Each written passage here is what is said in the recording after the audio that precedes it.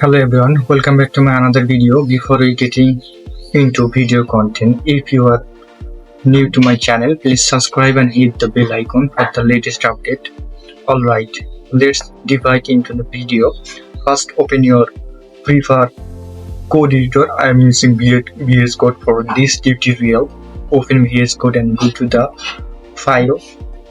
I have already created a file, like I am opening a VS Code. Then I have already opened a folder, new folder. Then I am creating a file, like you can take any type of name of file, like I am creating a second.html.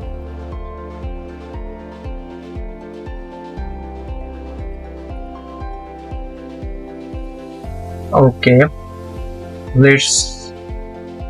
let's start with coding part.